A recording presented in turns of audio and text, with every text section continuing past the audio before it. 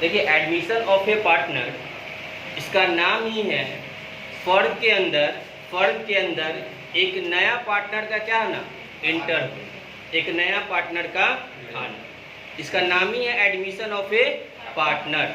एक admission school में होता है ना, स्कूल कॉलेज में भी एडमिशन होता है, उसी तरह पार्टनरशिप में भी क्या होता है, एडमिशन होता है। याद रखिएगा Indian partnership act 1932, Indian partnership act 1932 section है 31 sub section 1। Indian partnership act 1932 section कितना बोले, सेक्शन 31 और sub section 1। Section 31 sub section 1 में बोलता है कि जब तक पुराना पार्टनर, जो ओल्ड पार्टनर होगा, जो एग्जिस्टिंग पार्टनर होगा, जो पहले से पार्टनरशिप में चल रहा होगा, जब तक पुराना पार्टनर एग्री नहीं करेगा, जब तक पुराना पार्टनर एग्री नहीं करेगा तब तक नया पार्टनर फर्म के अंदर में नहीं आ सकता है। बात समझ में आया? एडमिशन ऑफ ए पार्टनर का मतलब, एडमिशन ऑफ ए पार्टनर का मतलब क्या बोले हैं, नए पार्टनर का क्या करना, फर्म के अंदर लेके आना, नए पार्टनर का फर्म के अंदर लेके आना, या नया पार्टनर का फर्म के अंदर प्रवेश होना। नया पार्टनर तब तक फर्म के अंदर प्रवेश नहीं कर सकता है जब तक पुराना साझेदार एग्री ना हो। अगर पुराना साझेदार, बाबू, अगर पुराना साझेदार एग्री है कि हाँ चलिए इसको लेके आते हैं फर्म के अंदर में, तब तो कोई बात नहीं है। और ये पुराना पार्टनर अगर नहीं तैयार हुआ तो नया पार्टनर फर्म के अंदर आ भी नहीं सकता। यह बात कहाँ लिखा हुआ है, Indian partnership act 1932 section 31 sub section 1। Objective में यह क्वेश्चन आ सकता है। पहला बात समझ में आया? अब आता है कि नीचे दिया हुआ है कि नए साझेदार की आवश्यकता दिख रहा होगा आप लोग को, need for admission of a new partner, need for admission of a new partner. क्यों जरूरत पड़ता है नया साझेदार का लाना, जो है नए साझेदार का फर्म में क्यों जरूरत पड़ेगा? अब ये भी तो हो सकता है कि सर हम लोग चाह रहे हैं कि फर्म को और क्या करें, और एक्सपेंड करें, और बढ़ाए फर्म को। पहले मुजफ्फरपुर तक का बिजनेस चल रहा था, अब हम लोग चाह रहे हैं कि मुजफ्फरपुर से मोतीपुर तक चले, मोतिहारी तक चले, मतलब समझो पूरा डिस्ट्रिक्ट में चले। तो उसके लिए आपको कैपिटल का जरूरत पड़ेगा ना। जब कैपिटल का जरूरत पड़ेगा तो सदस्य की संख्या भी क्या करना पड़ेगा, बढ़ाना पड़ेगा। तो सर कैपिटल के लिए हमको नए पार्टनर को लेके आना पड़ेगा। पहला बात समझ में आ रहा है? कैपिटल को हिंदी में क्या बोलते हैं, पूंजी। दूसरा बात कि फर्म के अंदर में और आदमी चाहिए, फर्म के अंदर में और आदमी चाहिए, क्योंकि जैसे जैसे बिजनेस को आप एक्सपेंड कीजिएगा वैसे वैसे आपको हैंड का, मैन पावर का जरूरत पड़ेगा। बात समझ में आया? जैसे मान लीजिए ना, अपना एक संस्थान है, एक स्कूल है, अगर 10 ब्रांच और 10 जगह खोल दिया जाए तो अकेले होगा हैंडल? इसके लिए हमको क्या करना पड़ेगा, मैन पावर बढ़ाना पड़ेगा। बात समझ में आ रहा है? तो सर पहला तो कैपिटल के लिए, दूसरा मैन पावर के लिए भी हो गया। तीसरा गुड मैनेजमेंट। ये भी तो पॉसिबल है कि जो पुराना पार्टनर है, एग्जिस्टिंग पार्टनर है, वो लोग जो मैनेजमेंट कर रहे हैं, और एक जो थर्ड जो हम लोग नया पार्टनर को लेके आ रहे हैं, उसका मैनेजमेंट बहुत अच्छा है, उसका मैनेजमेंट बहुत अच्छा है। और आप लोग पहले से जान रहे हैं कि वह व्यक्ति, जैसे अभी अगर हम एग्जांपल में ले लेंगे तो टाटा कंपनी का मैनेजमेंट वाकई में बहुत अच्छा है, तभी तो टाटा कंपनी पूरे देश के साथ साथ विदेश में भी फैला हुआ है। अगर हम अंबानी का ही बात करेंगे तो अंबानी जी का भी क्या है, मैनेजमेंट बहुत अच्छा है। इसलिए बहुत अच्छा बोल रहे हैं कि एक कंपनी उनका जो डूब रहा था, डूबती हुई कंपनी को आज देखिए करोड़ों का फिर से टर्नओवर अपना चालू कर लिए। जो कंपनी बंद होने वाला था, रिलायंस का रीम, रिलायंस का जीएसएम, ये सब बंद होने वाला था, लेकिन वो क्या किए, अच्छा मैनेजमेंट किए, तभी तो नया उनका कंपनी फिर से डेवलप हो गया, डेवलप के साथ साथ अच्छा पैसा कमा रहे हैं। तो अगर कोई बंदा ऐसा है जिसके पास बहुत अच्छा मैनेजमेंट का कैपेसिटी है, तो आप उसको भी क्या कर सकते हैं, पार्टनरशिप एंटर करवा सकते हैं। लेकिन बशर्ते एक शर्त होगा, वो शर्त क्या होगा कि पुराना पार्टनर एग्री होना चाहिए। पुराना पार्टनर एग्री होगा तब तो वो फर्म के अंदर में आएगा, पुराना पार्टनर एग्री नहीं होगा तो फर्म के अंदर में नहीं आ सकता। यह बात भी कहाँ लिखा हुआ है, 1932 section 1, partnership act 1932 section 31 sub section 1। एक याद रखिएगा, जो सब सेक्शन होता है ना ब्रैकेट में, अगर वो रोमन नंबर में जैसे लिखा हुआ रहेगा वैसे लिखिएगा, ठीक है। अगर रोमन में लिखा हुआ है जैसे आई कैसे लिखते हैं हम लोग उस तरह, तो उस तरह ही लिखना है। और 1 2 कैसे लिखते हैं, अगर वैसा लिखा रहेगा तो वैसे, अपने से कभी चेंज मत कीजिएगा सर इसका मतलब भी तो 1 ही होता है, उसका मतलब भी तो 1 होता है, बात का बतंगर बन जाएगा पूरा। आगे इसी में लिखा हुआ है कि जब किसी प्रभावशाली एवं विख्यात व्यक्ति, फेमस व्यक्ति को भी चाहते हैं कि फर्म के अंदर में आप ला सकते हैं। फेमस व्यक्ति समझते हैं? Yes, sir. For example Amitabh Bachchan. मान लेते हैं कि अगर आप अपने पार्टनरशिप फर्म में, अमिताभ बच्चन बोलेगा कि हम कोई कैपिटल नहीं देंगे सर, ना कोई कैपिटल देंगे, ना कोई गुडविल के लिए हम पैसा देंगे। हाँ, अगर आप लोग एग्री होइएगा तो हम आपके फर्म के अंदर में आ सकते हैं। बोलेंगे सर वेलकम है आपका, क्योंकि आप आइएगा तो ऐसे ही हम लोग का पब्लिसिटी क्या हो जाएगा, बढ़ जाएगा, लोग जानने लगेगा, फ्री में हम लोग का एडवर्टाइज हो जाएगा, फ्री में एडवर्टाइज भी हो जाएगा कि भाई अमिताभ बच्चन का कंपनी है तो अच्छा ही होगा, होता है ना। जैसे रिलायंस में प्रोडक्ट ला रहा है तो अच्छा ही होगा, डाबर ला रहा है तो अच्छा ही होगा, सुधा का कुछ प्रोडक्ट आया तो अच्छा ही होगा। उसी तरह अगर अमिताभ बच्चन कोई चीज़ का प्रचार कर रहा है तो वो भी अच्छा ही होगा। तो फेमस व्यक्ति को भी आप पार्टनरशिप में क्या कर सकते हैं, इंटर करवा सकते हैं, लेकिन बशर्ते Old partner सही हो जाएगा। ओल्ड पार्टनर इसके लिए तैयार होगा तब। और सबसे लास्ट है, जब किसी सुयोग्य और निष्ठावान कर्मचारी को प्रोत्साहित करने के लिए साझेदार बनाया जाना उचित प्रतीत होता है। ऐसा भी कभी कभी होता है बाबू, तो कोई आपका एम्प्लॉई है, बहुत पुराना एम्प्लॉई, ठीक है, बहुत पुराना एम्प्लॉई है, बहुत ट्रेंड एम्प्लॉई है आपका, बहुत पुराना भी है और बहुत ट्रेंड भी है। तो कभी कभी कंपनियां क्या करती है ना, जो एकदम पुराना है, बोलते हैं ना ओल्ड इज गोल्ड, तो और एम्प्लॉई को इंस्पायर करने के लिए, प्रेरित करने के लिए उसको पार्टनरशिप में से कुछ शेयर दे देता है। अब बाकी मान लीजिए पार्टनरशिप में किसी को शेयर दे दिए तो और एम्प्लॉय सोचेगा कि अगर हम भी ईमानदारी से काम करेंगे तो कल हो सकता है कि हम भी उसका क्या बन जाए, पार्टनर्स बन जाए।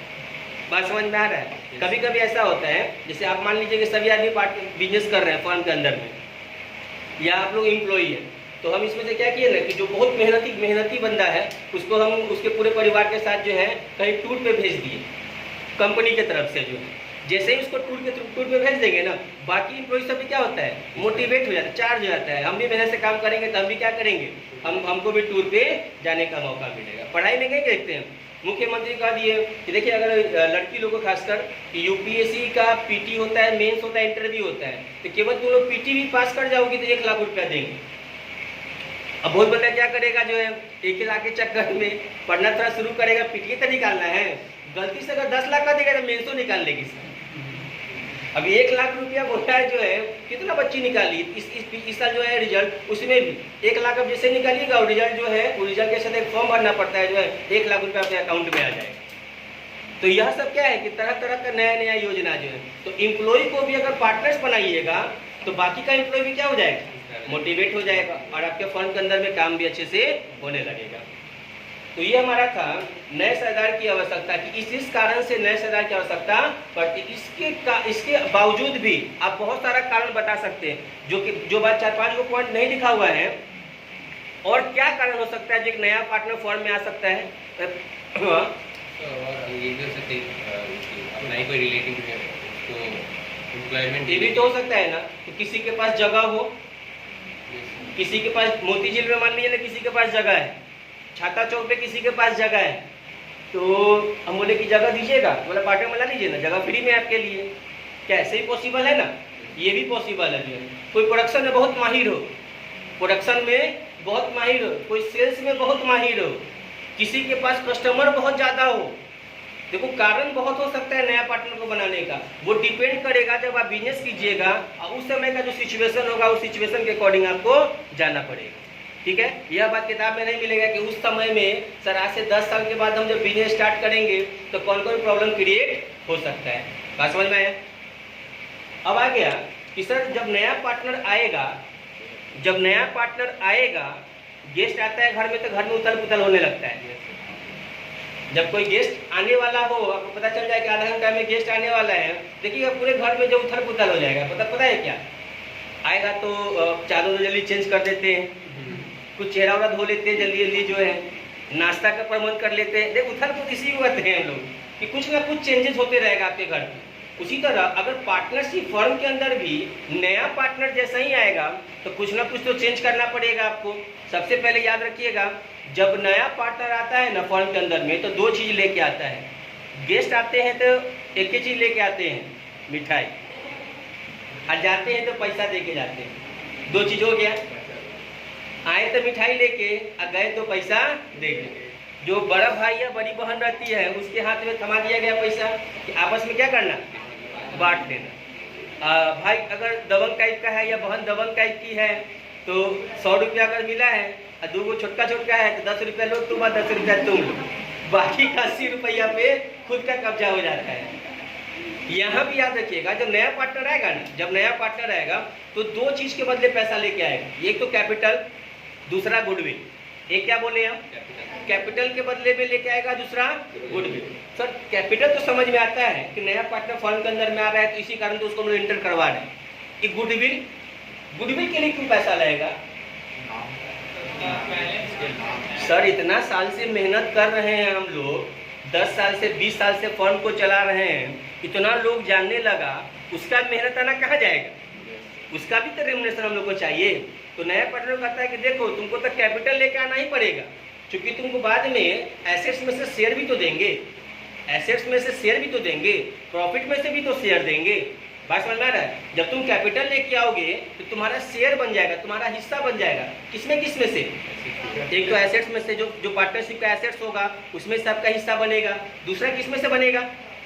प्रॉफिट में से बनेगा। तो बोला गया कि तुमको कैपिटल लेके आना पड़ेगा। बोला जी बिल्कुल लेके आएंगे कैपिटल, 5 लाख लेके आएंगे।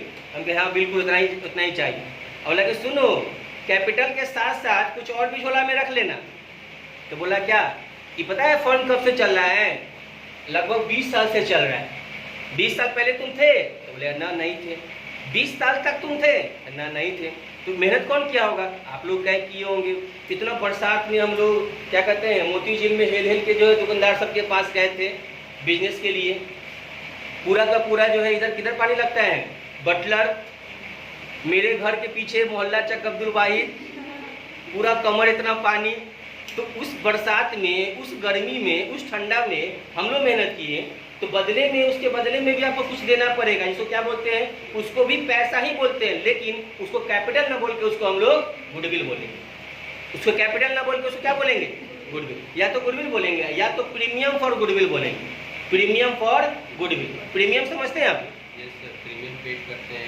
LIC समझते हैं? LIC में पूरा पैसा एक बार में नहीं लिया जाता है, हर महीना, 6 महीना पे, साल भर पे जो है, इसलिए उसको ही बोला गया प्रीमियम फॉर गुडविल। हम जो 20 साल में मेहनत किए हैं उसका कितना पैसा होना चाहिए, क्या कोई बता सकता है?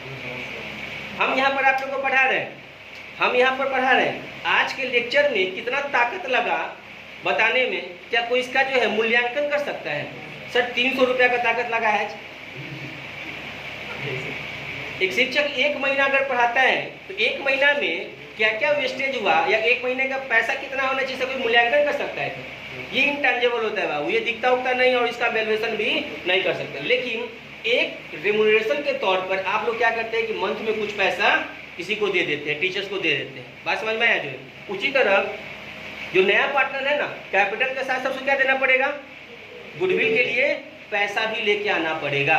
और जो नया पार्टनर होता है उसका किसमें किसमें से शेयर बन जाएगा? एसेट्स में से और प्रॉफिट में से। अच्छा एक बात बताइए कि चलिए नया पार्टनर तो आज आया 2021 में, इससे पहले का अगर फर्म के पास कोई प्रॉफिट होगा, 20 तक का कोई प्रॉफिट होगा, तो उस प्रॉफिट पे किसका राइट होगा? ओल्ड पार्टनर्स का। नए वाले को नहीं मिलेगा उसमें से? कंफर्म? बिल्कुल नहीं मिलेगा उसमें से। पुराना पार्टनर क्या करेगा ना, अपने ओल्ड रेशियो में ही जल्दी जल्दी डिस्ट्रीब्यूट कर लेगा। बात समझ में आया? जैसे बच्चा को देखिएगा ना, छोटा बच्चा को, उसको कोई चीज़ दीजिएगा ना कि बाबू ये टॉफ़ी लो, दौड़ के आएगा आपके पास, ले लेगा। और जब वही टॉफ़ी में से बोलिएगा ना कि एक पीस हमको दे दो, या तो जल्दी से मुंह में रख लेगा, नहीं तो भाग जाएगा, और छीनिएगा तो रोना शुरू कर देगा। तो पार्टनर्स भी जो होता है ना, इसी टाइप का पार्टनर्स होता है कि अगर पुराना कोई प्रॉफिट है तो पुराना पार्टनर को ओल्ड रेशियो में ही, ओल्ड प्रॉफिट को ओल्ड रेशियो में ही किसके बीच में, एग्जिस्टिंग पार्टनर्स के बीच में डिस्ट्रीब्यूट कर देते हैं। बात समझ में आया? अच्छा पहले से कोई रिजर्व रहा होगा तो ओल्ड पार्टनर्स में ही जाएगा, अभी ओल्ड पार्टनर्स में ही। अच्छा एक बात बताओ, रिजर्व तो तुम लोग बड़े अच्छा से बता दिए, प्रॉफिट तो बता दिए।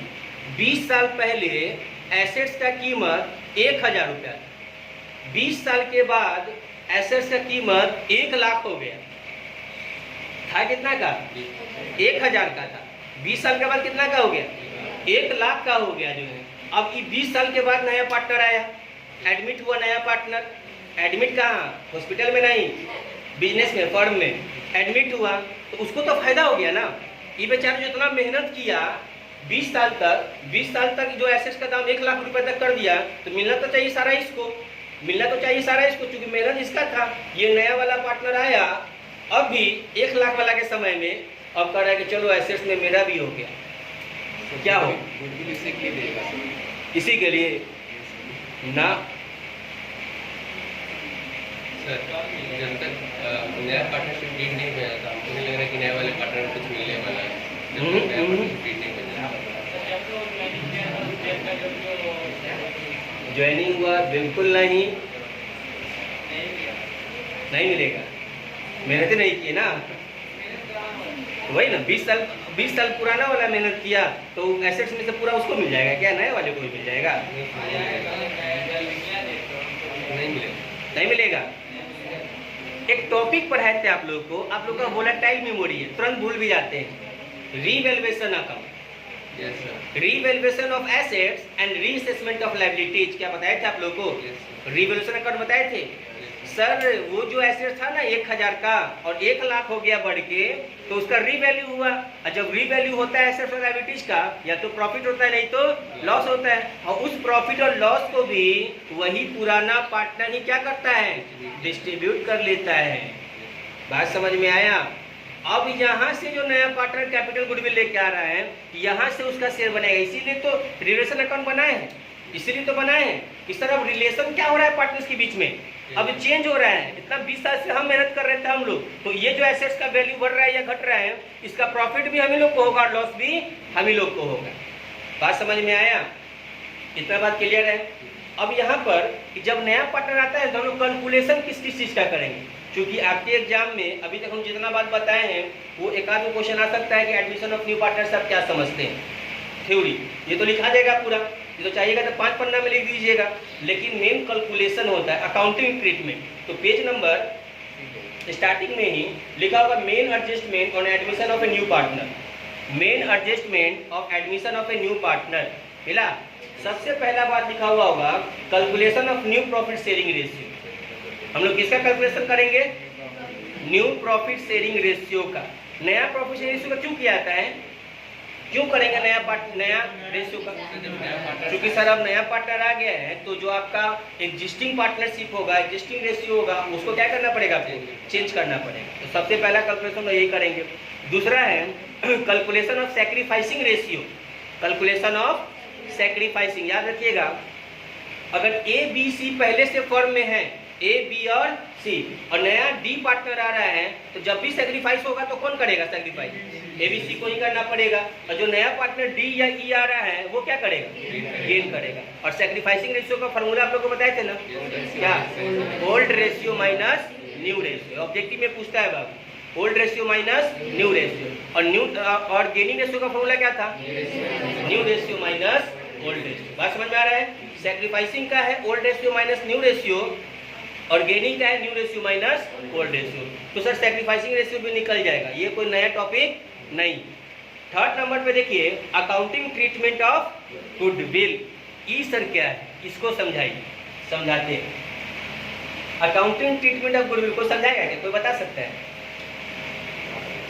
अकाउंटिंग ट्रीटमेंट ऑफ गुडविल, चलिए वो क्वेश्चन का जवाब दो। जब तुम्हारे घर में गेस्ट मिठाई लेके आते हैं, स्वीट्स लेके आते हैं, तो स्वीट्स का तुम लोग क्या करते हैं? झूठ नहीं बोलिए, एकदम नहीं, गलत बात है। क्या करते हैं? बिल्कुल नहीं, पहले गेस्टों को खिला देते हैं। हाँ, हमारे यहाँ, हम अपने बिहार में बहुत तरह का किस कहानी है।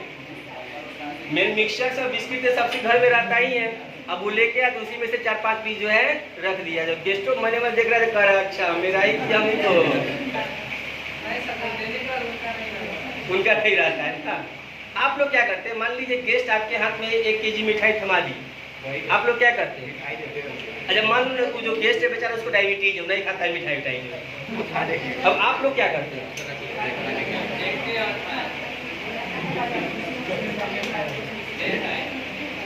अभी तक किसी का जवाब सही नहीं आया। क्या? फ्रिज में रख देते हैं, बाद में भी तो कुछ करेंगे ना, उसी को दे देते हैं, मम्मी को दे देते हैं, सब मम्मी खा जाती है। पता है क्या करते हैं हम लोग मिठाई को? उस मिठाई को सबसे पहले आपस में डिस्ट्रीब्यूट करते हैं।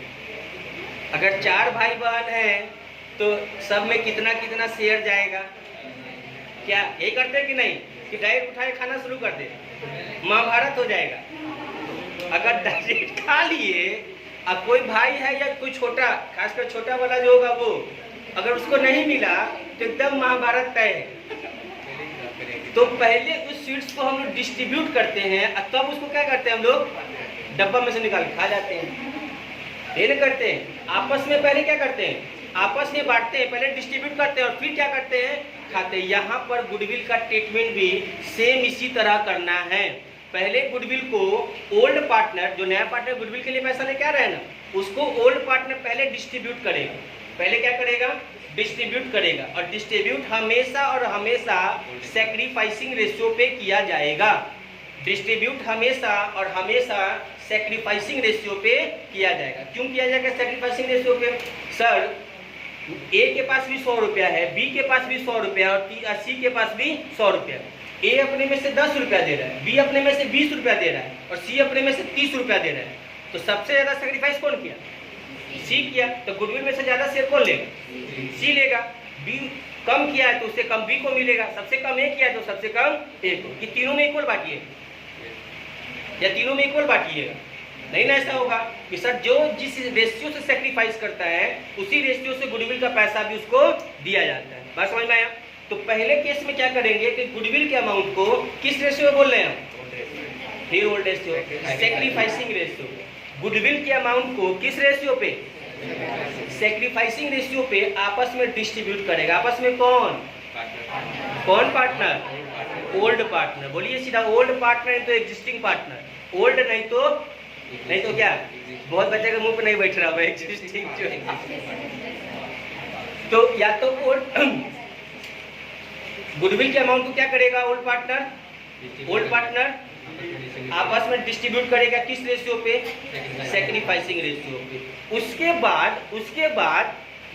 बाद वाला केस होगा, आप लोग मिठाई को क्या करते हैं? मान लीजिए 2 पीस आपको मिला, तो उसमें से क्या किया ना, 1 पीस अभी खा लिए और 1 पीस रख दिए बाद के लिए। ऐसा करते हैं कि नहीं रियल लाइफ में हम लोग? अगर 4 पीस मेरे हिस्से में आया तो 4 पीस अगर पूरा एक बार में खाओगे तो मन खराब हो जाएगा। तो कुछ सोचते हैं क्या कि 2 अभी खा लेते हैं, 2 क्वेश्चन जब बन जाएगा तो फिर 2 खा लेंगे। गुडविल को भी ऐसा ही निकाला जाता है। या तो एक पार्टनर क्या करेगा? पूरा एक ही बार में विड्रॉ कर लेगा पैसा। या तो पार्टनर क्या करेगा? एक ही बार में पूरा विड्रॉ कर लेगा, नहीं तो आधा विड्रॉ अभी कर लेगा, बाकी का पैसा बाद में करेगा। बात समझ में आया क्या बोल रहे हैं? सबसे पहले हम बोले कि सर नया पार्टनर जो कैपिटल और गुडविल लेके आएगा, इस दोनों में से कौन से अमाउंट को डिस्ट्रीब्यूट करना है? कैपिटल वाले को कि गुडविल वाले को?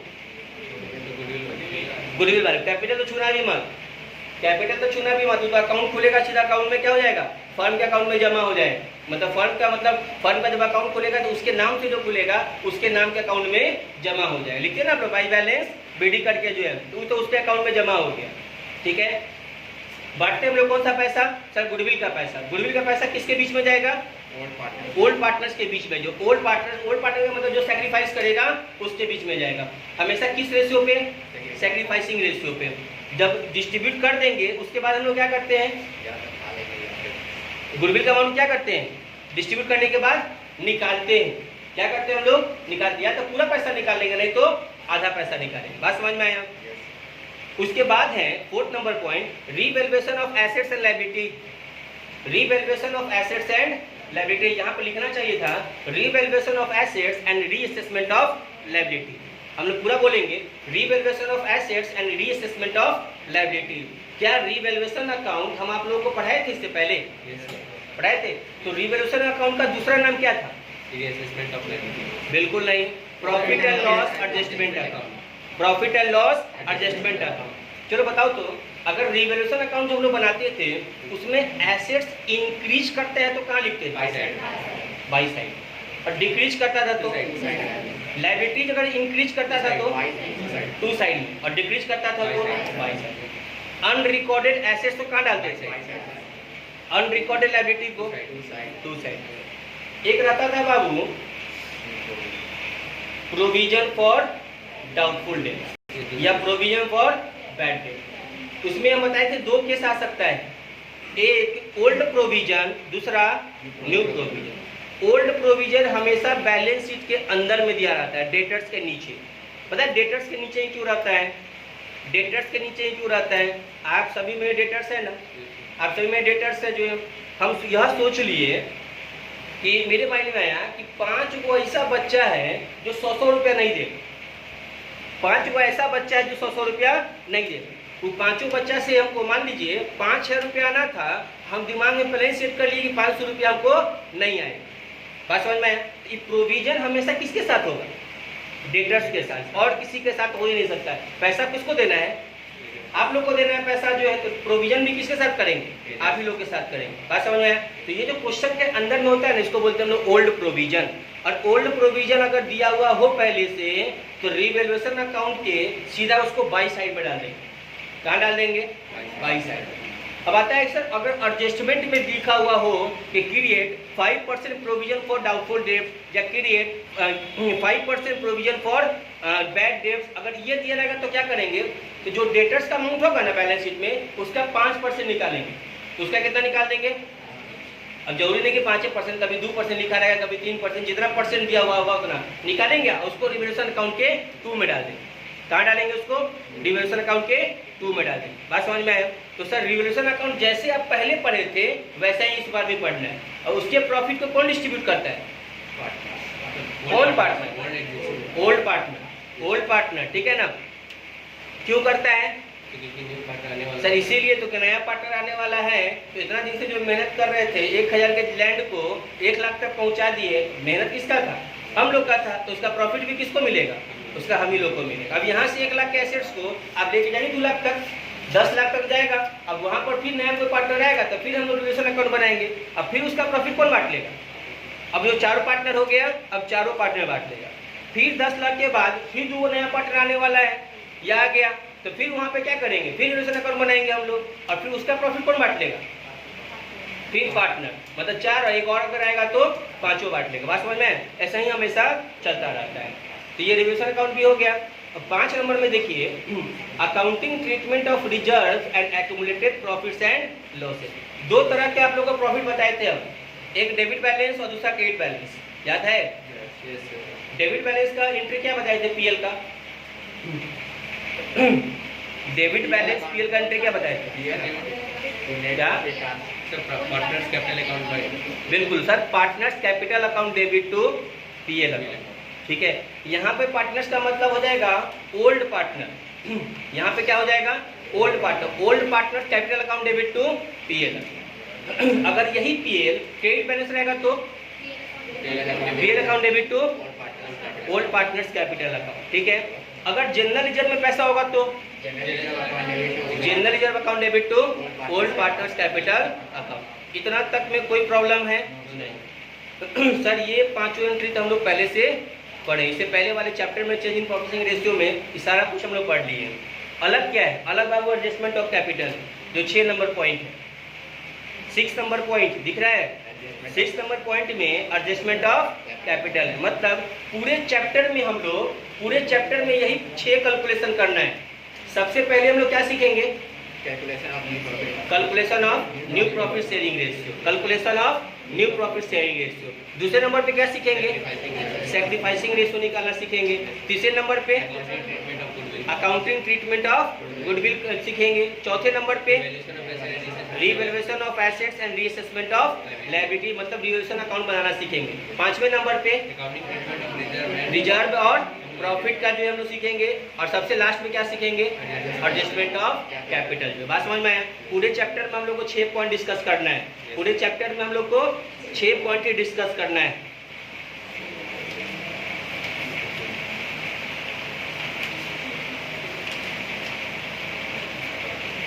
अब एक काम कीजिए आप लोग, इलस्ट्रेशन नंबर निकालिए 1।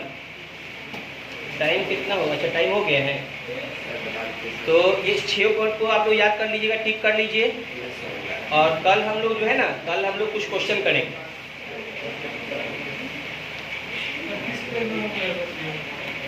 चैप्टर नंबर निकालिए ना, चैप्टर नंबर 5। चैप्टर 5 का पेज एक पहला या दूसरा नंबर देखिए, पेज पलटिएगा मिल जाएगा। सबको मिल गया? तो कल का क्लास थोड़ा बीबीआई क्लास होगा। कल अब्सेंट कोई बच्चे मत कीजिएगा, अब्सेंट कीजिएगा। ये चैप्टर आपका सर यहाँ है, घुसता है यहाँ से जाएगा। कल अगर एब्सेंट कर जाइएगा, ठीक है। बाकी तो आप लोग ब्रिलियंट स्टूडेंट है, बताना समझाना कोई बात नहीं है। मिलते हैं कल।